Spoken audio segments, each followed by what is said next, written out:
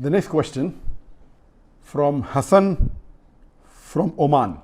If someone does not do anything forbidden, but the only thing is that he does not pray, is it possible for him to enter paradise? The question posed by Brother Hassan from Oman, that if a person doesn't do anything forbidden, but the only thing he does not pray, so can he go to Jannah? It is like somebody asking me that I want to have a very good, healthy body. I do exercise, I go to the gym, I daily go to walk, I do cycling. Only thing I don't do is, I do not eat anything the full day. Do you think the person will be healthy? Just by going to the gym, cycling, going for the morning walk, jogging, very good fresh air, but does not eat anything full day. Like it is known to us, for a healthy body, you should have 3 meals a day. Similarly, for a spiritual soul, it's compulsory that minimum you should pray 5 times a day. Praying 5 times a day is fard in Islam. Regarding the question that can I go to Jannah if I don't do anything haram and maybe do all the other good deeds but do not offer prayer, our beloved Prophet Muhammad said. It's mentioned in Sahih Muslim, point number 1, hadith number 246, that between the man and shirk and kufr stands the offering of salah.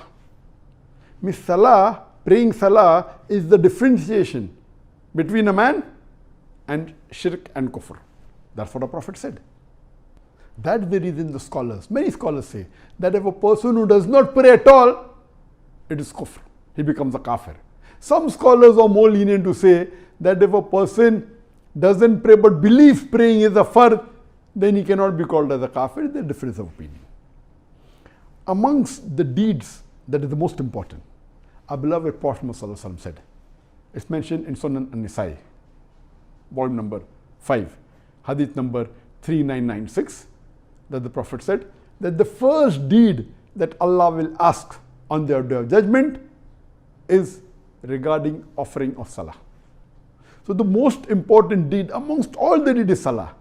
As we discussed in the last session, the biggest sin is the sin of shirk. The thing which is haram is shirk, then would be murder, black magic, etc. Similarly, amongst the deeds that is the most important, it is salah, it is prayer.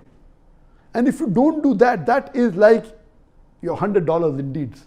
Like how I said, in sin, shirk is the worst. Similarly, in deeds, number 1 is salah. If you don't offer salah, can you go to Jannah?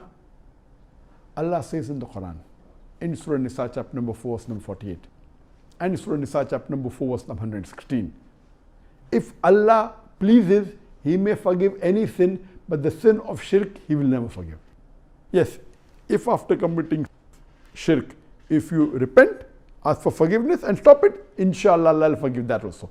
But if you die as a mushrik, without asking for forgiveness, without leaving shirk, you are destined for hellfire. There is no forgiveness. The most important deed to be done is salah. If you don't offer salah, the chances of you going to Jannah is very minimal, very negligible. If Allah wishes to forgive you because you have not done shirk, Allah may forgive you. Possibility is there, probability is not there. Possibility? Yes, but very low, 0.0001%. Because that is the most important deed. If you do something else and if Allah is pleased with you and Allah wants to forgive you, there is too much of ifs and buts. A person cannot take the risk. We are undergoing the final examination. This is the test for the hereafter. You cannot take that chance. And if you analyze, if I ask you a simple question, there is a human being who everyone is saying, who is so grateful, he's such a good human being, and he is looking after other people, he is going and helping the poor, and he is loving everyone else. And when you closely go and analyze, you realize that he had a mother and father who were very loving, who took care of him, who looked after him, and educated him, gave him good clothes, and then he became rich. But later on, he doesn't take care of his parents at all. He's not even going and meeting them for years together. He's not thanking them. So how will you call him a good human being just because he's helping the poor? But the main people, main two human beings, his parents, mother and father, who took care of him, gave him the education and brought him up. Because of that, why today he's got a good job. And he neglects them, doesn't meet them, doesn't care for them, doesn't go and even say, how are you? For years together. How can you call him a good human being? Now compare the parents and Allah. Allah subhanahu wa ta'ala is our creator. In salah, we are thanking Allah subhanahu wa ta'ala. And besides thanking Allah subhanahu wa ta'ala, we are getting guidance from him. How should we lead our life? I've given the talk on salah, the programming towards righteousness. That not only do we pray and thank Allah, we also get guidance from him. And if we offer salah in the right way, we are being guided to good deeds. So the chances if you offer salah correctly, you'll be on the straight path is very high. And if you are in trouble, the best solution is salah. If you are in trouble and if you have a problem, you cannot say that you have tried everything to solve the problem until you pray in the last 1/3 of the night and ask for the problem to be solved in tahajjud. Besides the 5 compulsory salah, there are many other salah. Salah is the programming to righteousness.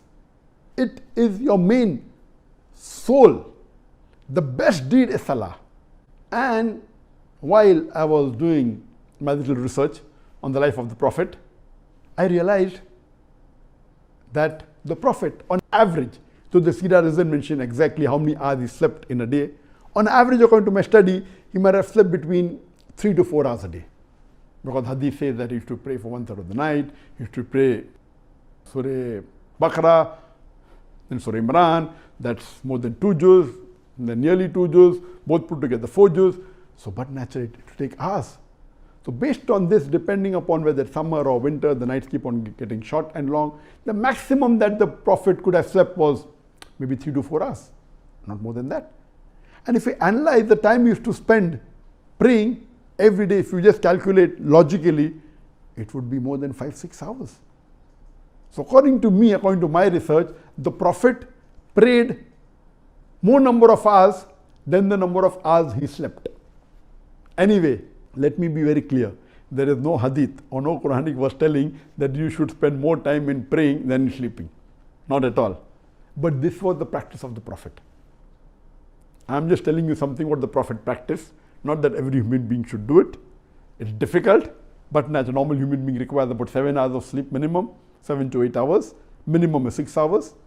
So it's difficult. That's the reason if you heard my answer when I gave last month in the month of Ramadan about my daily routine, I said when I was in Bombay, I used to sleep for about 3 hours and I used to pray also approximately for 3 hours. When I came to Malaysia, I started praying for about 4 hours 15 minutes and my sleep increased to 3.5 hours. This was what I said in Ramadan. But after Ramadan, for the last 1 month, Alhamdulillah, I've increased my time for prayers. I started praying tahajjud for minimum 1.5 hours.